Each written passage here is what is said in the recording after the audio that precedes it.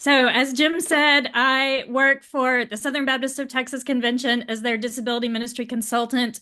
I'm also an adjunct professor at Southwestern and at Liberty in their School of Divinity. I teach classes in disability inclusion.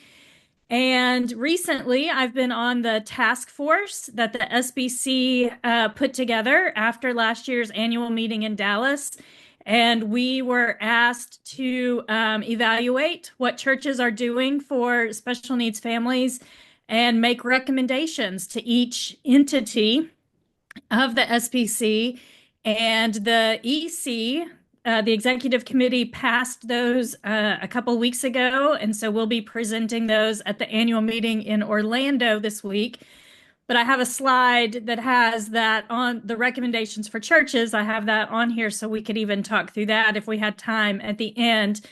But I grew up with a sister with Down syndrome, and I have two boys, and the older one has dyslexia, and the younger one has autism. And autism now has three levels. And so you could have autism level one, level two, level three. My son James has level three autism, which means he has profound autism, not able to speak very many words, and needs lots of help for daily life. So I've been a member of a special needs family my whole life, really. My sister with Down syndrome was older than I am, and so every day I've been a member of a special needs family, which means I've also attended inclusive churches, because if those churches didn't take steps to welcome my sister when we were growing up, then I wouldn't have been able to attend either.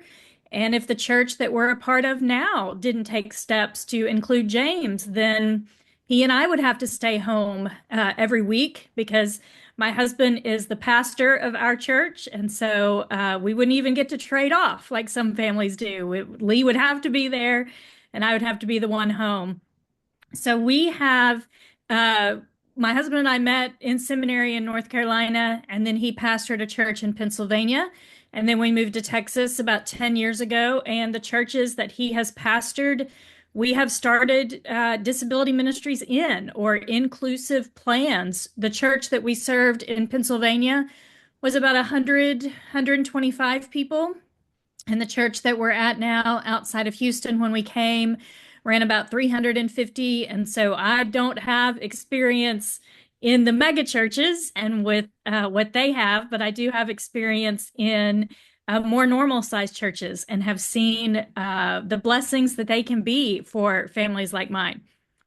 So I wanted to start with this study from Lifeway, and it came out in 2020, right before we all shut down for COVID. And it says, this is part of what their research found. So they asked among Protestant pastors, would a person with disabilities feel welcome at your church? And then they also asked Protestant churchgoers.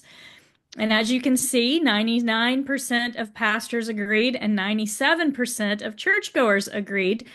But when families like mine saw the results of this poll, there was a really big disconnect in what these pastors believed was true about their churches and what families like mine actually experience when they go to a church. And I think there's a couple of reasons for that. I think one of them is the word disabilities is a really big word, right? And so, like on Sunday at my church, I went to the first service, and I was walking down the aisle I sit on the front row. And so I was going down, and I had to walk past three different walkers. I had to get around people in wheelchairs and using walkers. So if that was my idea of disability, and you're asking, do people who are in wheelchairs and people who use walkers, are they welcome at our church?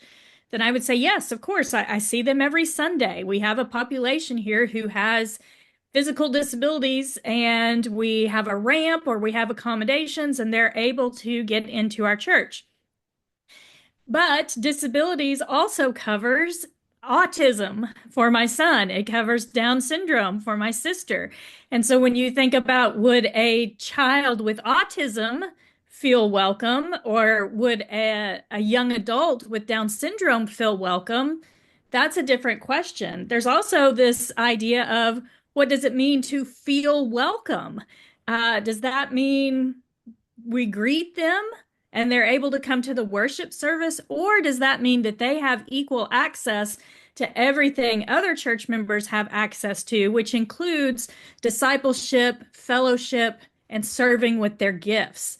And so you could see how, even though churches, pastors, and churchgoers could say, yes, a person with disabilities would feel welcome, that might not be a family's experience because of the disabilities that they're impacted by and what it means to them to actually feel welcome.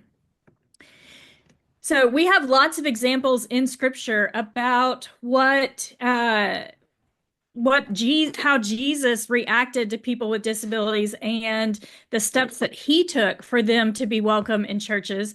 And this is one of my favorite stories from Matthew. It's near the end of his life. I'm sure it's a passage you guys are familiar with when he is in the temple area and he's turning over the money changers, and you can see the verse on your screen and on your handouts. But I think we often miss verse 14, and that says, the blind and the lame came to him in the temple, and he healed them. And so what was happening during this last week of his life, he goes to the temple, and in the courtyard of the temple, where people with disabilities would have had access to, because people with disabilities, Gentiles, anybody considered unclean, they only had access to a certain point. And that's the area where these people were set up, selling pigeons and being the money changers. And so when Jesus drove them out, he quite literally took down the barriers that were keeping people with disabilities from having access to the area around the temple that they could have access to. So I love this idea that at the end of his life, one of Jesus's priorities was making room for people with disabilities to come close to him and to come close to all of the rhythms and patterns that came around life at the temple. So today we're going to talk about other barriers that keep people with disabilities from belonging in churches. And so since I'm talking to pastors, I worked really hard on my alliteration today, right? So we've got beliefs, buildings, bodies, budgets, and boundaries. And so these are some of the barriers that we're going to talk about overcoming. So we're going to talk about our beliefs. What is our theology of disability? Our buildings, do people with disabilities have access to our buildings? The bodies that we're talking about, does our ministry structure work and does it keep everyone safe? Our budgets, what is the cost of inclusion? And boundaries, could a family make a request that we say no to? And so we're going to look at each one of these during the time we have together. So the first one, beliefs forming a theology of disability. No matter who I talk to, if I'm talking to a children's minister or I'm talking to a group of pastors or I'm talking to my students at Southwestern and we're talking about disability inclusion, we always start with a theology of disability because we need to understand what the Bible says about disability and what God's heart is for people with disabilities so that we know the why behind what we're doing. And so the why includes these verses. So the first one is people with disabilities were created on purpose and with a purpose. And so if we're talking about them being created on purpose, we look at Genesis 1:26 through 27, and that just talks about how God made everyone in his image. And we take that to mean that means every person he created has the ability and the potential to have a relationship with him.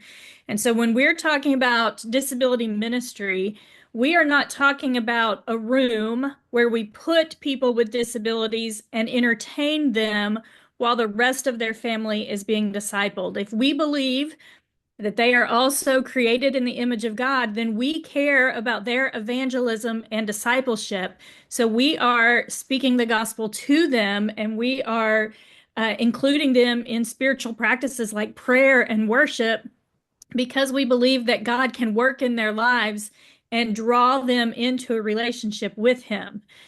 The next verse that we look at that is really foundational to a theology of disability is Exodus 4:10 through 12. And this is where God is calling Moses to go speak before Pharaoh. And so Moses responds, though, and says, I can't do that. I'm slow of speech. And so we think maybe he could have had a speech impediment or something that he thought would have disqualified him from the calling that God had on him. But then God responds and says, I make man deaf or mute or seeing or blind.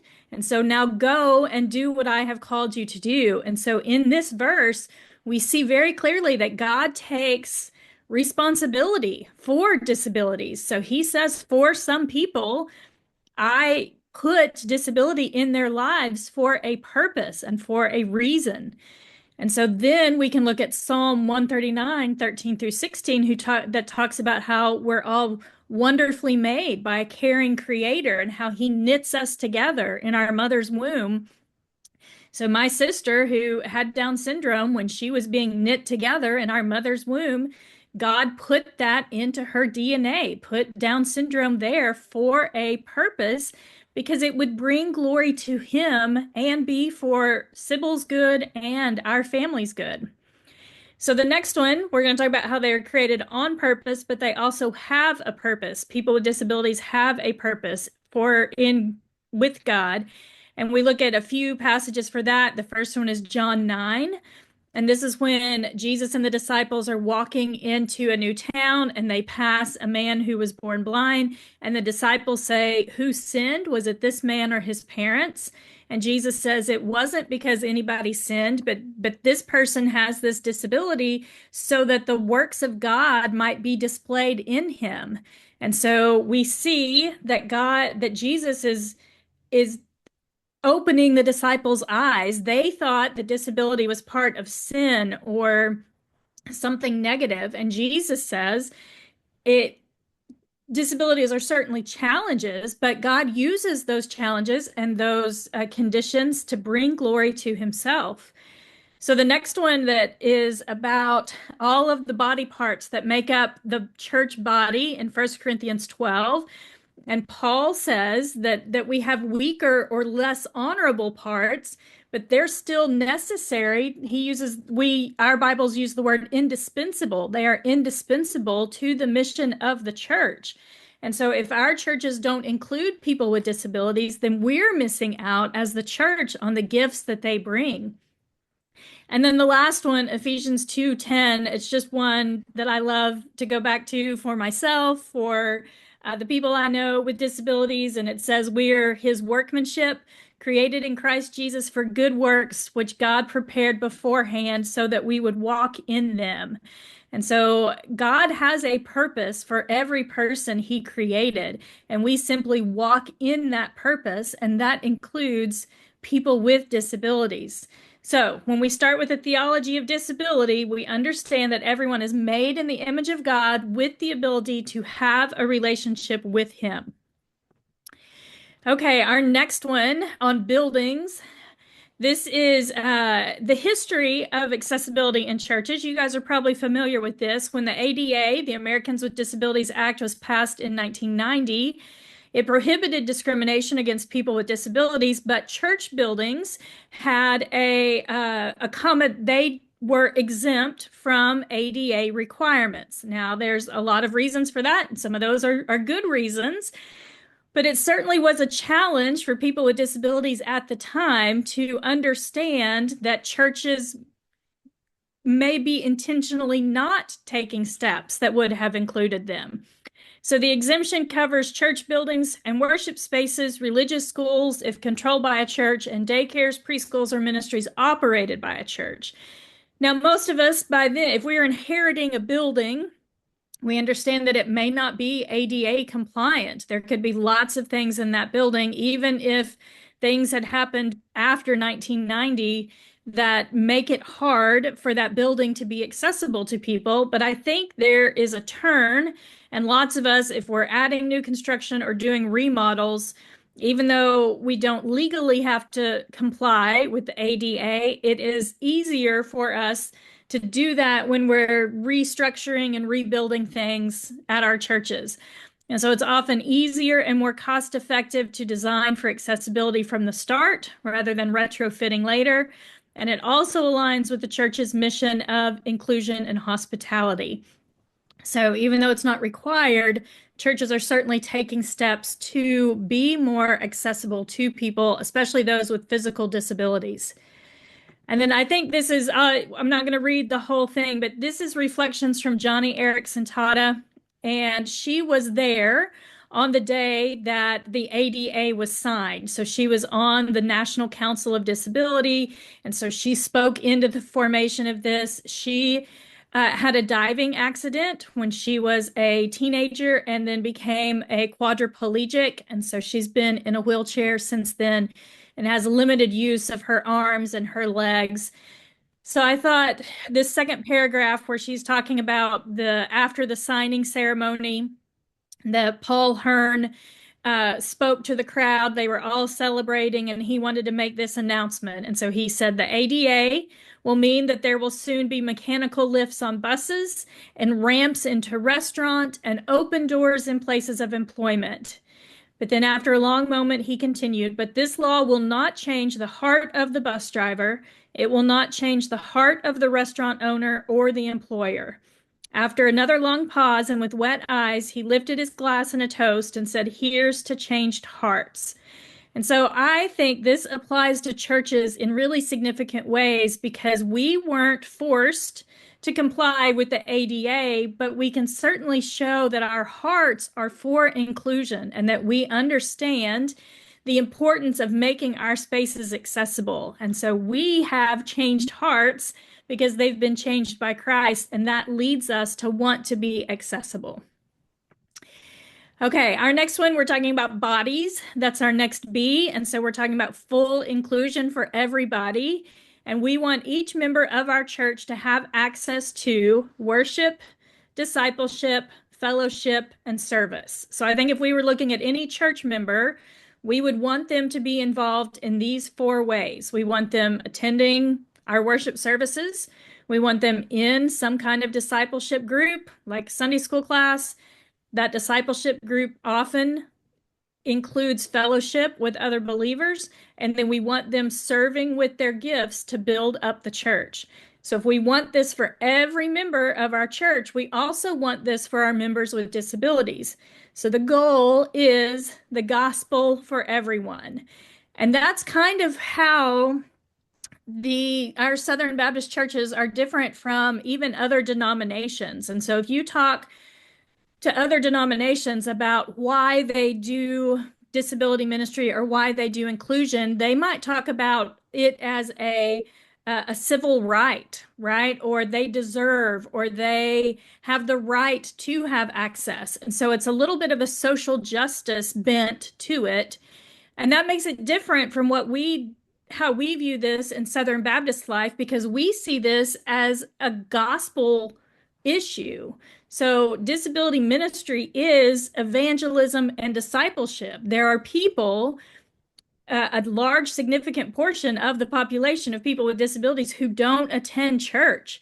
And so if we look into our communities, this is a mission field for us, and not just for the person with a disability, but also for their whole family. And so if the church that I grew up in, if they hadn't welcomed my sister Sybil, I wouldn't have been able to attend either. Our family would have not been able to attend together. We might have had to take turns, or as what happens in a lot of families, it's just too much work to go somewhere that you're not truly, where you don't truly feel like you belong. And so those families give up going to church. And so we're losing the opportunity to share the gospel with them, to evangelize and then disciple them and continue to help them grow in Christ likeness. So if we're talking about what that looks like in our churches, these are the possible ministry structures. Now, a lot of these start in children's ministry, but you're going to have this affects children's ministry, it affects youth ministry, and it affects adult ministry. And so these are the possible structures you could have in place.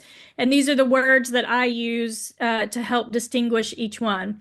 So the first one is an inclusive setting. An inclusive setting is an atypical class of same-age peers, often with the help from a teen or adult buddy trained and prepared to meet additional needs.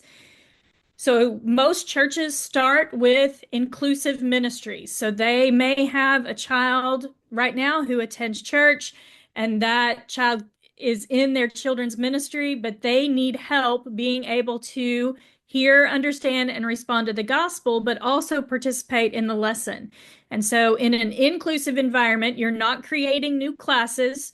You're just taking the class that you have, the children's ministry or youth ministry or adult ministry class, and you're making some changes in that class to help everyone feel comfortable. But then in children's ministry and youth ministry, we're often adding a buddy. So that's a trained person who can come in and provide additional support for that person with a disability. Now, a specialized environment is a self-contained class. We borrow that language from special education. So a specialized setting is designed for those who benefit from having curriculum and a space that meets their additional needs.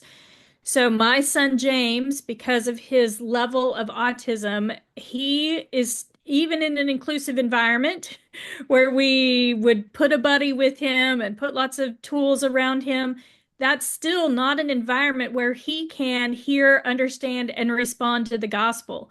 And so at our church, when we came, our church didn't have a disability ministry. And when my husband was interviewing as the pastor, we said, hey, is there anything here for James? And they said no. And we said, well, if you hire Lee, we're going to have to put some things in place. And they said, great, we're all for it. And so we started at our church with a specialized class because that was the need that we had. And so that specialized class started with James when we came 10 years ago when he was 8, and now he's 18. And so we have continued to add specialized classes for each age group that our ministry serves. Now, a hybrid approach is what, let me say this, a specialized environment.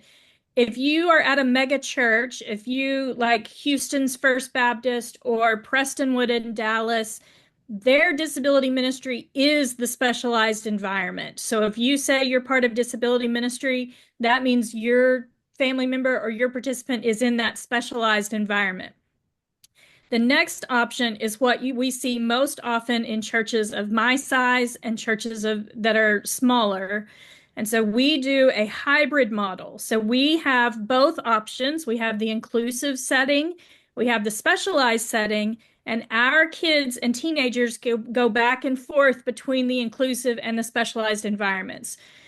So, for example, we have 2 services on Sunday and we have 2 Sunday school hours. And so in the first service hour, which our kids are in Sunday school in that hour, our kids are in their inclusive settings and they're getting help from a buddy. In the second hour, they get to move to the specialized environment, we call it the ball pit room or the sensory room, because those kids they can hold it together for an hour and 15 minutes or so, but expecting that from them for the whole morning is a challenge. And so then they get to move into the specialized environment. It's a smaller class. They have more ability to get their sensory needs met, but they're still having a lesson in that class in that specialized environment. So a hybrid model combines both options for those who benefit from time with their typical peers, but can sometimes need a break. So my son James, the class that he's in now, we call it our reverse inclusion class. And it's for our teenagers with disabilities and young adults. And so the class is designed for the space, and the curriculum are designed to meet their learning needs. But we invite typical teenagers in, and so they sign up to serve once a month or twice a month. And so they come into the class for the purpose of friendship. But this class goes to the worship service during the music. And so they are in an inclusive setting during the worship music, and then they go back to their class after the music to have a lesson that they can understand more easily than they can understand the sermon. And so all of these are possible ministry structures that you could have in place. And a lot of it depends on the people that you already have at church and how you meet their needs, and then how you continue to grow as more families visit and join. So a couple of things to talk about. We're going to talk about some policies that are just important for churches to think through. But let's just first say that churches need to balance inclusion and care with clear safeguards, documented policies, volunteer training, and insurance coverage to reduce liability risk. So when we're creating these ministry structures, we want to ask, is it safe? Is it dignified? And is it sustainable? So the next one, and I'm glad you guys have a printout of this because then we can go through it pretty quickly. If you are starting a disability ministry, or if you say we want to be more intentional about including families with disabilities, then you and your ministry team need to go through this checklist or something similar to say, what are the policies that we have now, and do we need to make any changes to these policies and procedures in order to be more welcoming to families? So the first one, for example, your toileting considerations. There's lots of churches that they have their preschool classrooms and they say, okay, once you start walking, you move from this class to this class. And then once you're potty trained, you move from this class to this class, but you can't go into the next class until you're potty trained. Well, if we have a child with disabilities who isn't going to be potty trained until they're 5, as opposed to 2 or 3, we need to make considerations for that and make sure that we have something in place. So say our kindergarten class, maybe we have a child who is still in diapers in our kindergarten class, but there's no changing table in there, and those teachers aren't prepared to change diapers. And so you would create a policy with whatever works for your church. Some churches say, okay, we as the team, after the child is 3 years old, we're not going to change diapers anymore, but we will text the parents and they can come and change the child. That's great. You could say, we're going to be fine changing the child, but we're going to keep the 2 adult policy. So 2 adults for every 1 child. So you make sure that you're not changing that, because that's an important safeguard for families. But that may mean that it happens at a certain time because somebody has to come in so that you don't lose if you've got 2 teachers in a classroom, one of them has to leave to change the diaper, then you need a backup teacher in that classroom and you need somebody watching the person changing the diaper. All of these are good options. The point is just to have a policy that you can follow so that everybody's on the same page. So then you can see these other policies that I have listed: allergy notices, meeting medical needs. Like we had a child who had seizures. And so even though she never had one at church, we posted in the rooms that she could be in, here's how you provide medical care if she has a seizure. You need a plan for contacting parents, depending, and an agreement on when you would contact parents.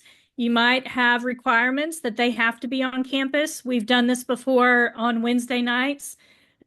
So Wednesday nights, a lot of parents drop their kids off and then they're not on campus. But our kids with disabilities, we may require that their parents be either in choir practice or in a Bible study so that if we need them, they can get to us quickly.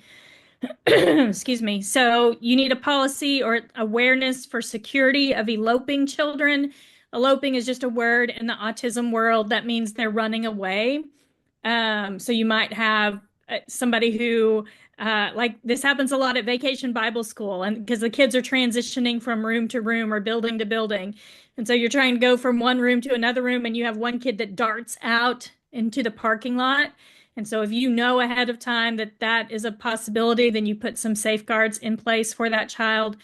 You need policies about incident reports, which you need that for children's ministry anyway. If somebody gets hurt or something happens, what are the steps that the teachers take in order to fill out an incident report? And then how does that get communicated to the parents? You may need plans for aggressive or self-injurious participants. So sometimes if a child with autism or a teenager with autism is having a meltdown, they can hit themselves or they may become aggressive with objects around them. And so there needs to be a plan in place to keep everybody safe from that. And then these are kind of some procedures. So you need a question on your intake form that communicates that you want parents to tell you that their child has a disability. And so you can ask that question. Some parents don't want to tell you that their child has a disability, especially if it's an invisible disability like autism or ADHD, because they're afraid that your church is going to turn their child away. And so they will not be forthcoming and honest about what their child struggles with. And so we, in our question that we ask on our intake form, we set them up to tell us what that could, like at our church, we say, we care about the success and safety of all of the children in our ministry. In order to be prepared to best support your child, please let us know if he or she has an allergy, a special need, a disability, a learning disability, or a behavioral diagnosis. And we put all those things there on purpose so that if a child has an allergy to latex, we want to know that. But if that child is in a wheelchair and has cerebral palsy, we want to know that. And so we're kind of inviting, we're trying to cast a wide net so that parents feel comfortable saying yes. And then we follow up with an additional form they can fill out or a conversation so that we're prepared to meet their needs. You may also need a procedure for checking in and checking out with teens and adults with disabilities. You might want a procedure for additional training, like who needs to be trained and how will that be done? And then you need to think about safety beyond Sunday mornings. Are there any other events that your church does that need to be accessible, like a fall festival or going to camp? And so you're just kind of thinking ahead to barriers that might exist and how you would overcome those barriers. Okay, and then budgets. This is a interesting discussion because church size matters, church location matters. All of these are part of the discussion about the cost of inclusion.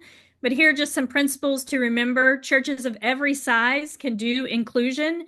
Sometimes I talk to, normative size churches and they say, well, if we let one family in, we're going to be overrun with families with disabilities and we won't be able to keep up. And that is unlikely to happen because generally we're still talking about lost people, right? And so these families are unchurched, unreached, and so they're not going to come to a church until they know that they can trust you and until they're moved by the Holy Spirit to do that. And so even at our church, we've been here at this church 8 years, been growing this disability ministry, and it has had steady growth, but it hasn't been overwhelming. And we have people that drive 30, 45 minutes for our disability ministry, but still, and I think this is God's faithfulness to us, we have grown at the rate that we can sustain that growth. And so there are times that we say, hey, we need more volunteers in this ministry, or we're going to start this new class, but it hasn't been to the point where we feel like we're totally overrun by diagnosis or behaviors that we can't handle. So another point, disability ministry is often easy to fundraise for if the needs outpace the current budget. So lots of churches have people that might be willing to give money to expand, like say maybe you want a sensory room. And so you've got a room and you're going to say, okay, we're going to put a ball pit in here, or we're going to put a mini trampoline, and we're going to put some pillows in the corner and a rug so they can come in and get a break. And so often you'll have people that care about reaching people with disabilities. They just might not be able to serve, but they can donate to the ministry as it grows. Another one, disability ministry is not about a return on investment. And so this is a challenge because you think, okay, well, we're going to pour all these resources into these families, but these families have limitations that keep them from maybe serving as much as they wish they could serve or giving as much as they wish they could give. And so for us as ministry leaders, we have to remember this ministry isn't about what we can get from them. It's just about, again, the gospel, preaching the gospel to them, praying for their salvation, and then taking steps for their inclusion. And then, like we talked about, large churches often have disability ministry suites or even additional buildings to meet needs, but that isn't required. In fact, we at the SBTC, we have the Equip conference, and we often do the Equip conference at big churches like Sagemont or Prestonwood. And these churches have disability ministry suites or wings. And so when I'm doing these disability ministry sessions, I have to tell people, hey, you can go tour that, but don't think that just because you can't replicate that, that you don't need to do anything. So don't think that that is necessary in order to reach families. So sometimes we can see what other churches do and get discouraged about our limitations instead of saying, let's just take each family and each person at a time, meet their needs, and then grow as God brings more people. Okay, so here's just a sample budget for year one. If you're launching a disability ministry, here are some things that you might invest in and how you could add that to your budget. And I mean, this came from like some normative size churches, and these are really flexible, but it just gives you an idea of where a church might want to start.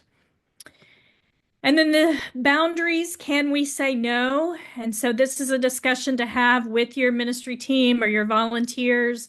So could there be a family that comes and they have needs and you just don't feel equipped to meet those needs, but you don't want to end up on your community's Facebook page where they say, Heights Baptist Church kicked out my family, and we don't want that for our churches or the families in our community. So how do we communicate the limitations that we have with families? And so can we say no, essentially, is the question. And so it's good to remember that good communication with the parents is important. So they are agreeing to the level of help you offer by leaving their kids in your care with the training you have and the staff you have available. And so like we talked about the toileting policy, your church may have a different toileting policy than my church has, but as long as the family is aware of that policy and they agree to that policy, then they're agreeing to what level of care you're providing for their child while their child is with you. Now, if there's a need that you can't meet, you can communicate that with compassion and offer alternatives if possible. So, I'll just, in our family, my son James had a season where he was on different medications, and the medication made him really aggressive. And so it was not safe for him at church to be around everybody else, and something might set off a meltdown. And so that was a season where we had to take steps as a family and as a church to say, what's the safest alternative? And so if that had continued, then the church might say, we will pay for a caregiver to be at your house so that the rest of the family can attend church. Or we understand that mom can't come to Sunday school, but she can come to the ladies' Bible study at 9 o'clock on Thursday mornings because her son is at school during that time. And so when you're thinking about these opportunities for worship, fellowship, discipleship, and service, can you come up with some alternatives so that the family still is receiving some of that? So if your service is online, there may be a season where a family has to watch online for a while until some things are in place, or until you have enough trained volunteers, or until you have a space that meets their needs. So when we can, it's easier to say, we can't do that yet, instead of, no, we can't do that, or we won't do that. And that way it feels more like a partnership between you and the family, and then you can work together to come up with solutions. Okay, these are some resources, and we'll talk through them quickly. sandrapeoples.com is my website. There's videos and training things there. The next one is the book that I wrote, and it's about welcoming families.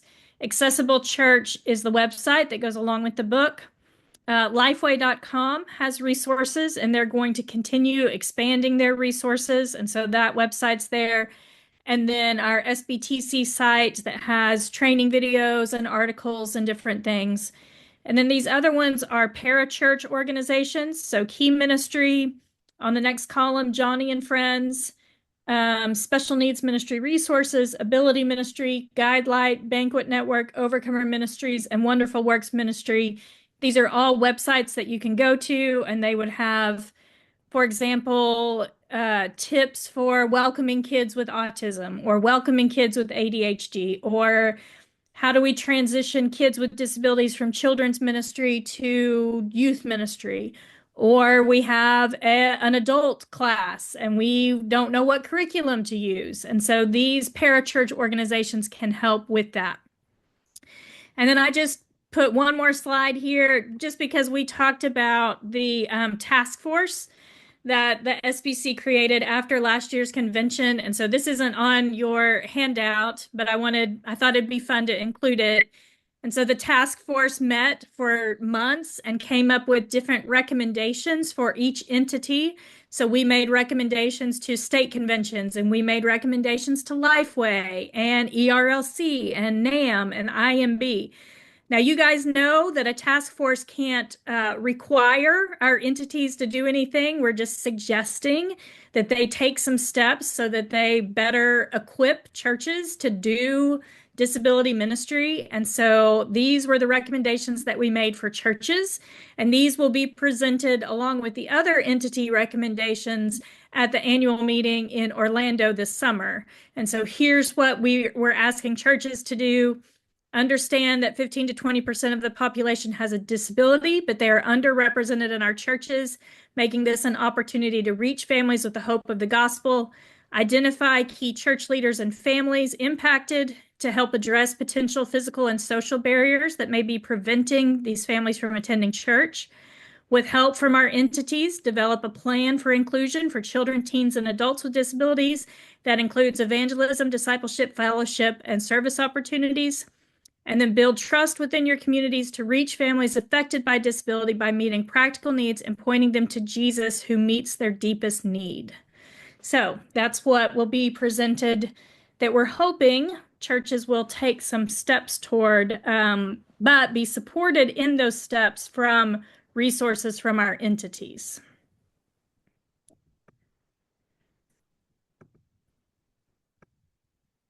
Okay, you guys have any questions? Nice. Sandra, let me ask you, for a lot of, especially our smaller churches, and perhaps some even larger, more normative,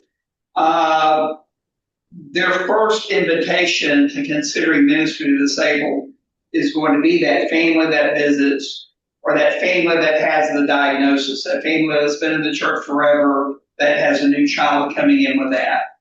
So walk me through what that response is. Okay, church, we now have this need. How do we begin to respond to this? Yeah, I think that's a great question. And I often tell, if I'm talking to families, I tell them disability ministries start because you as the family keep showing up at the church, right? And then the church says, well, if they're going to keep showing up, we're going to have to figure out how to meet their needs. And so it takes some vulnerability from the family and from the church. And so you guys, you may say, hey, we realize that as a church, there are some steps that we could take that would help your family feel more comfortable. We have some questions about what your needs are and what that could look like, so that we better understand the diagnosis that you have and the needs that you have. And so you as a church are saying, we want to do better in this, and we recognize that maybe there's some ways that we haven't been doing this as well as we could have. And then that family has to be vulnerable and honest and say, here are the needs that we have that aren't getting met. And that feels vulnerable for families because they're thinking, if I ask for too much or if I say the wrong thing, then this church is going to tell me that we can't come here and that I can't be a member, I can't bring my family to this church. So you think about there's vulnerability on the church's part and vulnerability on the family's part, but when that comes together, then there can really be flourishing. And so you can take what you learned from that family, you can decide if the best environment is a specialized environment or an inclusive environment. You train volunteers to meet those needs, and then you just take the steps that that family needs in order for them to be able to participate. So, and I'm hearing you started a specialized environment with James, with one. So you don't need a group to move from that inclusion to specialized. Right. And that's, we kind of talked about like that return on investment kind of idea, which of course, we understand that's not God's economy, but it is hard to say, okay, are we going to create a whole class or a whole ministry just for one person or just for one child? And that's why kind of that hybrid idea of, okay, can we include them in inclusive settings as much as possible and then create this environment.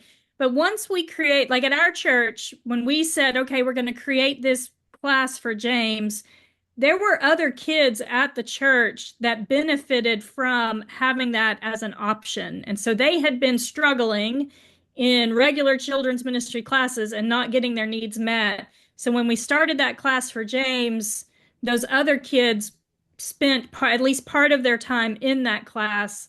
And so then it served more than just James. But like right now at our church, we have a preschool class, like a preschool specialized class, an elementary specialized class. And in our preschool class, there is only one child who is served by that specialized environment. Now, if we have a family that's visiting, they would be in that class, but it really is for just that one child right now because a lot of kids at the preschool level, they can be in inclusive classes pretty often, but when this kid came to us, he had not been in any therapy yet or in any kind of special education program. And so he did not know how to interact with peers and how not to be aggressive and self-injurious. So we started that specialized environment for him. And he's in there every Sunday, even though now he's able to go into the inclusive classes with his teachers as much as possible. You mentioned collecting amount of data related to diagnosis, et cetera, from some of these families. What's the best avenue you come across that? I said for this reason we really worked hard on this front, and that's probably our biggest hindrance is like our child check-in process, trying to get them to tell us what we need to know. Kind of need to know if the kid's going to run away to the parking lot or something. Right. That's been an issue a few times. So like maybe could you maybe help a little bit with some of the verbiage or maybe process? Yeah, there's on the resources that I gave you on the lifeway.com/special needs. If you go there, there's a sample intake form, and you can use that form or at least look at it and see if that meets your needs. So, like at our church, we have that initial question on the form, and then we use a form like the one that Lifeway has so that it's asking questions that give us more information. So that is, what is your child's diagnosis? It is, what does your child love, right? Like we want positive things too, but we also say, what are your child's triggers? What challenges do they face? What triggers do they have? So that we can put some safety things in place. And so then we're taking in all that information. Now that sometimes requires an email to ask a specific question, or our children's minister may call a family to say, hey, you put autism, but we know that autism is a really big word for a lot of different experiences. And so we need to ask some more specific questions about that. And this is especially big for like vacation Bible school because you have community kids and you don't know them or their families. And so getting as much information as you can ahead of time is helpful for all of your volunteers and making sure that you're prepared if you have a kid that runs off or a kid that um, has a trigger that you need to know is going to be really challenging for them and challenging for the teachers in the classroom. Are there any questions we're not allowed to ask legally? No, I mean, HIPAA stuff doesn't apply to churches. A family, a family's going to answer really to the level that they trust you. Um, So that might take some time to build. Especially if you're serving young families, you may see it, or your children's minister may see signs of a disability before the parents are even aware, right? Because they've had more experience with kids. And so they may have it may be the oldest in a family, and the kid is 3 and he's not talking. But the parents are in denial that that's an issue because they just think, well, he'll catch up or everything will be fine. But your volunteers in your church are saying, no, I've seen 100 different 3-year-olds in my life, and this kid is behind all of them. So we as churches don't diagnose, right? So I'm not going to, if a family's in that situation, I'm not going to say your child is showing signs of autism. I am going to say, we are seeing this behavior. Is there anything that you do at home or anything that they do at school that helps with this behavior? And so we don't diagnose or even hint that it could be, because and it could be like, say it's me and they know that I'm an expert in the field and I say, I think your child has autism, and then they go and spend thousands of dollars getting their child tested for autism. It comes back negative, and then they come back to me as the church representative and say, we spent all this money because you said our child had autism. And so as a way to protect churches, I just say we don't diagnose or even hint at a diagnosis to protect ourselves in that situation. But we can talk about behaviors or the challenges that they're facing as a way to say, hey, we want to better support your child. Let us know what works at home or at school so that we can do that. Sandra, let me tell you first something from my heart. First, thank you. God talked to me one more time this year. I am one of the chaplain in Baptist Hospital here. I just married 5 months ago. We do chaplain, we do on call and deny everything. I sometimes started working like chaplain. But this year, that was talked to me, I think 2 years ago. I did the conference here for Hispanic people. We do for autism chaplain. We did it in Spanish 2 years ago. And some people coming, not Christian people, they were in this conference. It was like 30 people. This year I started to be a certification. I go to classes now for the certification in autism. And because this is the God in my heart, how I support parents, because I work in the hospital. I see any kind of people come to the hospital with children, autistic kids, and they don't know what they can do. Yeah. And my heart started this year. I go to class, like a live class, online. It's hard when I get out of work, go back to my house, be at the front of the computers. But you God talked to me today one more time where I am the right way where He wants. I know this is not a big city, but God put me here to be part of this. And now I feel like God, you talk to me in this moment, the way I am. And it's not easy because to be a chaplain sometimes is so hard. But at the same time, I know I never in my life, I know they have a ministry disability. It's my first time I hear that. And I was thinking, it's a lot something we have now to do. And my heart is to continue to do my certification to be for be autism that can help people. But I'm so happy today to hear about that. I never know before, and this is a good for me, a very good resource now. Yeah, and that really, when we realize how many challenges families face who are raising kids with autism or other diagnoses, and we imagine that they're doing that without the gospel, without a relationship with God, without knowing that Jesus walks with them, that the Holy Spirit empowers them.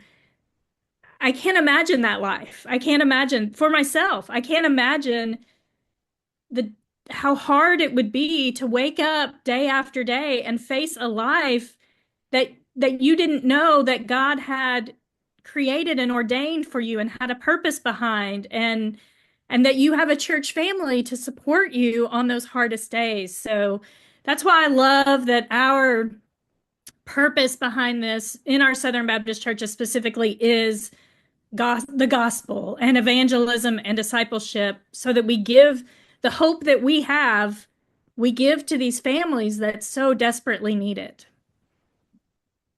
Sandra, I've got a couple more questions, and one of them is, as Joel raised it up, do you have someone on your team who can do this presentation in Spanish? I do, yes. She lives in San Antonio, and but she can come and do it either on Zoom, or she does some in person. She does most of them on Zoom. But yeah, she does. She has a doctorate degree from Southwestern and lots of experience in disability ministry. And so we can get her connected with churches to do trainings. The other question I have is several of our churches, our lead Night to Shine Church is in our fellowship. And so that is one of the events that draws more of our churches in the cooperative effort as they volunteer for that. And I know in their volunteer training, they talked about interacting. And when I went through the training this year, it brought to my mind, is there something you would do in your new member orientation or even the members in general to equip your church members how to be friendly and welcoming to disabled persons in the church? What does that look like? What are boundaries? What are can you talk about that for a second? Yeah, that's a great question, because a lot of this, like, you could have a welcoming children's ministry, but if your pastor isn't leading the way in accessibility and accommodations, then a ministry isn't going to go far. And so the way that a pastor talks about the type of people who are welcome, or the way he says things about even people in the Bible with disabilities, then the congregation is taking that in. And so at our church, because like James's class, so it's a class of people with disabilities, they come in to the service, they sit on the front row. And so that means we're going to see them worship, and they might make noises or they might dance in ways that are different from how the rest of us are worshiping. And so, like, the music minister may say, aren't we glad to have our friends with disabilities here with us this week? And so I think, talking about it in a new members class or kind of as an intake, I think that's great. But sometimes you're reiterating that once a month or once every couple of months, to just say, here's why we value people with disabilities, and that's why our service may look a little different or sound a little different than what you're used to. Another thing that the SBC is doing, that we started at the SBTC, we have Disability Ministry Sunday, and it's the second Sunday in July. And then after the convention meeting this year, it'll be added to the national calendar. And so all of our churches can kind of take a moment on the second Sunday in July and say, we value people with disabilities. We want them to attend our church. You could feature a testimony from a special needs family. If you have a group of people with disabilities, they could serve as greeters that week. So there's lots of different ways that you're kind of sharing that. And at that point, like one year we did a printout of disability etiquette kind of things, and we did that to all of our Sunday school classes and life groups. So that was part of what we did on that day, to kind of remind people, if we have a family in our service and their child is making noises or he's covering his ears, here's what that can mean, and here's how we want to react with kindness to that family. So, Can you share that? Sure. Yeah, at least. Cool. Yeah, that'd be great. That's a great idea. And then that, like, Disability Ministry Sunday is going to come under Lifeway. And so each year, Lifeway will be creating resources that churches can use. So like the SBTC, we have a video that we share, but there will be even more. Once Lifeway takes over, there'll be even more resources that we can take advantage of. Hey, folks, any other questions? It looks like you have a book over your right shoulder that possibly got your logo on it. Is there any books that you might recommend? Yeah, it's right behind you, right there. Yeah. Is there any books Yeah. that you might recommend to help us a little bit on this topic?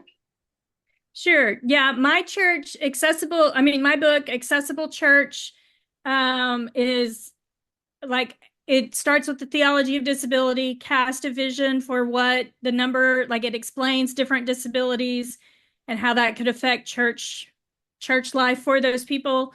Then it talks about supporting kids and then whole family inclusion. And so it's kind of an overview of disability ministry or inclusion.